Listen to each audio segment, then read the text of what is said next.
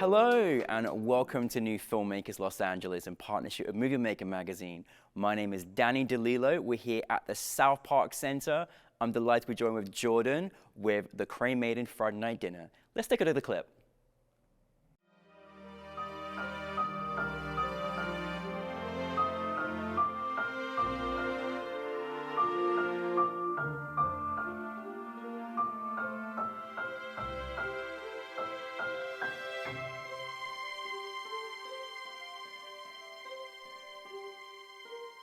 Time for dinner!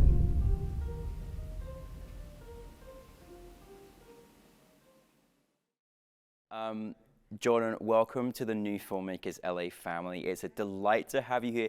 And it was your first time in person at a festival as well. Yeah, the first time with my own work, yeah. Oh, I'm so proud of you. Thank you for choosing us, and it's amazing. Thank you for your film. You know, I was telling last night on the stage, I loved it so much, but for those that haven't seen it, tell us a brief synopsis.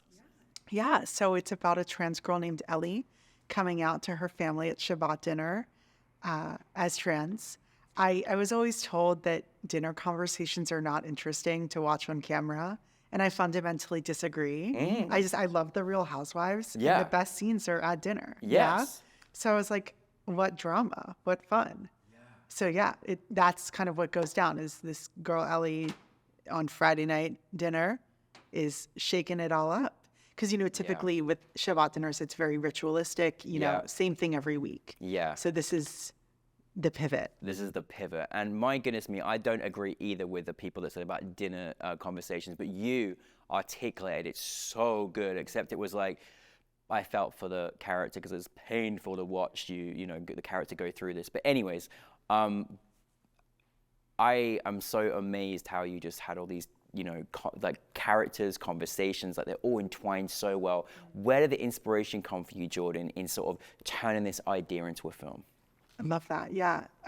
Well, first of all, I mean, this is just based on my life. Yeah. So every character is based on a real family member, which I think is what contributes to making them feel like such authentic people. Yeah. But so the original, okay, the explanation here, right?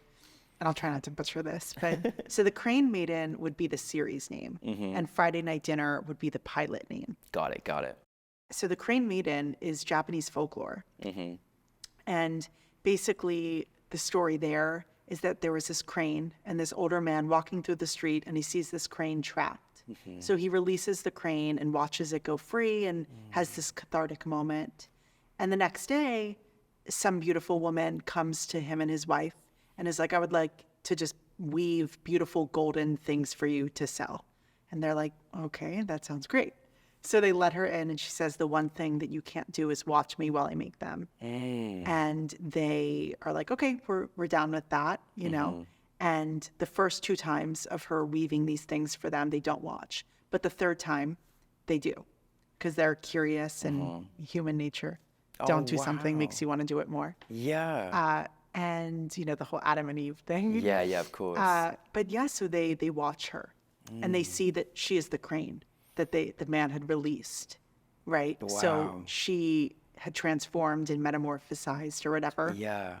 And when her true identity is revealed to the man, she's like, well, I can't stay here anymore because you have, you know, betrayed my trust and you have stepped over a boundary that I set for you. Wow. And I can only be the real me somewhere else. So I must now fly away. Wow. And as a kid, I did dinner theater. So we did an adaptation of that at this dinner theater. And I guess like 7-year-old me understood the value of what extortion does to the soul. Yeah. And my Nana tells me that around this same time, I wrote a story about a little child going off to a faraway place to become a woman and then coming back to the family years later. Oh my And I goodness. think it was related to this Crane Maiden idea of like being set free, escaping a situation where people overstep your boundaries and hold you back from being your true self. Yeah. So I think those two were intertwined. So when I was preparing to write my thesis for grad school, I had just come out to my family as trans, which I had done when I was younger as well, which you see in the film because it's this video of me when I'm like 3 years old, marrying my dad in a Cinderella dress. Yeah. And you don't hear it in the film, but in the beginning of that home video, I say, I want to get married to a boy like all the other girls. Yeah. So I always knew, Yeah. But so it's interesting. So when I was like looking at that source material, I had remembered this story of the Crane Maiden. And I was like, that feels like the journey of my transition. Yeah. So that's the whole roundabout picture of how I wrote it. And I'm just adore you, Jordyn. Like, Oh my thank gosh, you thank you. so much for just it's so hard to come out with your, your personal stories, but like, it was so beautiful to see this articulate. Like, aside from your incredible, based upon, characters and your own experiences, like, your film is going to help so many. I mean, I'm just so curious for you, when you release something so personal, like, what do you want your audience to take from your film? Thank you for asking that, because I've thought a lot about, like, a lot of people make film or TV or whatever just like for entertainment value and Yeah. escapism, which I love. I'm Yeah. here for that. But I think what gets me out of bed in the morning is the idea that something I make has a purpose in someone's Yes. life. Somehow it impacts them. And, it is a very personal story for me, because all of the father's dialogue is taken from emails that my father sent me Wow, when I came out, right? So I didn't get the physical confrontation, but the things that he said still sank into me. Yeah. And I think that what I want people to get from watching this is that, to not take things personally, Yeah. I think is if I had to pinpoint it, because I am a trans person, but I'm also a deep person of faith, right? And my relationship with God is so much more reflective of who I am as a person Yeah. than me being trans. Yeah. It's so much more interesting. It's so much more layered. Yeah. And no one can take away my personal relationship with God. Absolutely. Right. So the things that the father is saying to Ellie, anyone's reaction, you have to remind yourself, don't take it personally. Because the things that are personal to you, truly, that you should take personally, are sacred.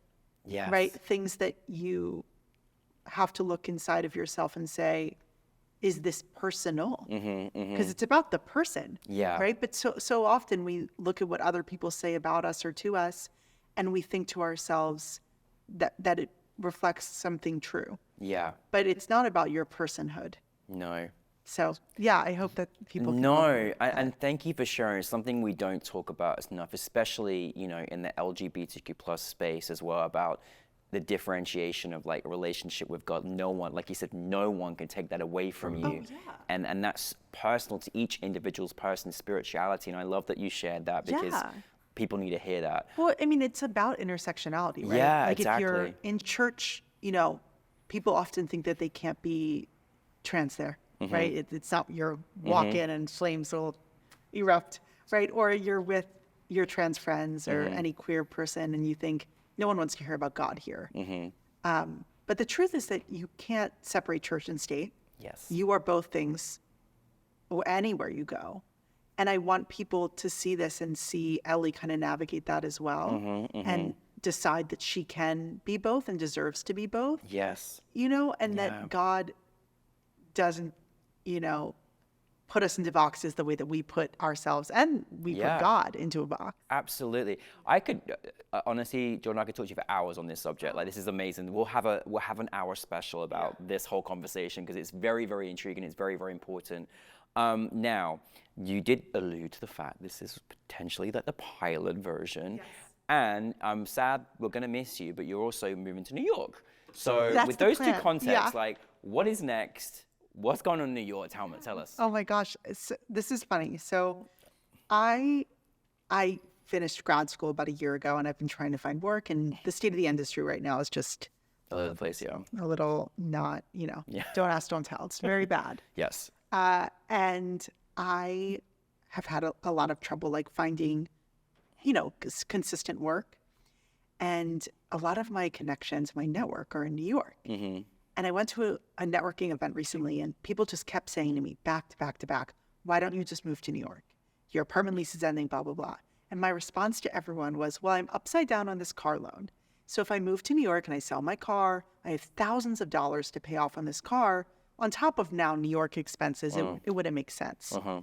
The only way to get out of an upside down loan is for your car to be declared totaled. What happens to me a week later? Someone T-bones me at an intersection. I'm turning left on green. They ran their red, T-boned me. My car was declared totaled on site. The airbags did not deploy. Are you okay? I'm physically fine. Okay. But what's crazy, and this is why, God is like, I'm so grateful for my life, and I just speak about my faith so openly, is that things like this happen for me, and I recognize man's rejection is God's protection. And life happens for you, not to you. And I was like, oh, I'm out of this car loan. My apartment lease is ending. I have been taking meetings in New York for the past month over Zoom. What a door opening. And I was on my way to a cafe to apply for jobs. Oh my God. The whole thing is just crazy. And it really showed me like how life is all perspective and how you look at something. Yeah. So that's what's next for me is I'm in the process. In 2 weeks, I'm flying home to Baltimore. I'm going to see my family for a little bit. Yeah. And then I am going to hopefully move to New York sometime in July or August. Amazing. Apply for jobs remotely and stuff like that. And on the creative front, we're potentially seeing more of the Crane Maiden. Yeah, right. So the idea for the Crane Maiden is that this was a web series pilot. Yeah. The idea of the series would be that we kind of watch Ellie transition, but in a subversive way. I don't need you seeing Ellie start hormones. I don't need you seeing Ellie pursue surgeries. That's not the story I want to tell. I want to show the transition of Ellie going from someone who thinks that God might reject her to someone who knows that God would never. There's a verse in the Bible that says God is as likely to reject his, her, their people as God is to abandon the laws of day and night. Wow. So I like to tell people that as long as the sun is still coming out in the morning and the moon comes out at night, God still loves you. Yeah. And I want to watch Ellie's journey with that transition. I love that. That's amazing. Well, I can't wait to the next articulation. So when you were experiencing on set, firstly, I commend you for making a film that was included so many cast, and there was a lot going on in the particular scenes, but you all make it look very, very, very easy. Was there any challenges you experienced on set? So, it's interesting that the people that we got on set. So the casting process was very, very fate oriented. Like I had written the script about a trans girl named Ellie, met a trans girl named Ellie. The person who plays my father in the script wrote a book called Daddy, Are You Proud of Me? The mother is a close friend of mine who's like my LA mom. And the other cast members are just amazing. But I think it was like the day before or the day of something, we realized, we need a DIT. We don't have that. And we are going to really, really need a DIT as one does. And I have a close friend who is also trans, who is an editor, and she's lovely. And I kind of turned to her in crises. And I was like, I don't know what to do. She was like, I'll be your DIT. I've got you covered. Crisis averted. However, my friend had never been in front of the people from our school, visibly out. Wow. She was not out yet. So she was trans, but no one knew. Oh, goodness. That's a lot. Yeah. So she was kind of confronting her own personal challenge of showing up somewhere as herself. Yeah. And I was like needing a DIT. So we had two obstacles overcome on set, which made it feel like a very divine experience. Like it was such a special day. I was filming my thesis. She was out for the first time. And it just, you could feel it in the air, like the energy that day. Everyone wanted to be there because there was this like uplifting kind of spirit in the air. Yeah. And it was really special. And I'm glad you said that because, at the end of the day, you also created a space where, they could feel safe, and safe in your leadership. And so, that's why you need to be a director and lead the set the way that you do, because we need to create these experiences, these safe places. So I'm glad you two found each other, you know, you found each other, which is amazing. So yeah, I will say like we had a director. So so I had a director, Rachel, she's amazing. She is so incredible and she's a visual storyteller. I'm not, right? So I want to do my little acting exercises with the actors like a showrunner. But she had this amazing vision and shot list and storyboard that she executed in a way I never could have. And she was personal to the story too, because when I was developing it, her son is trans, and it was like, that's kind of how we met. Wow. So she was always a part of my own journey as well. Oh, amazing. So her understanding of how to tell, something like fell on my face. Her understanding of how to tell that story visually was so special. And then I got to do the aspects of directing that were separate from. Yeah. Well, team is everything, isn't it? It's what makes it. Well, listen, best wishes on your travels. Thank you best so much. wishes in New York City. Welcome to the New Filmmakers LA family, and please keep making more movies for us, okay? Yeah, thank you so much. Thank you. Jordyn, everybody.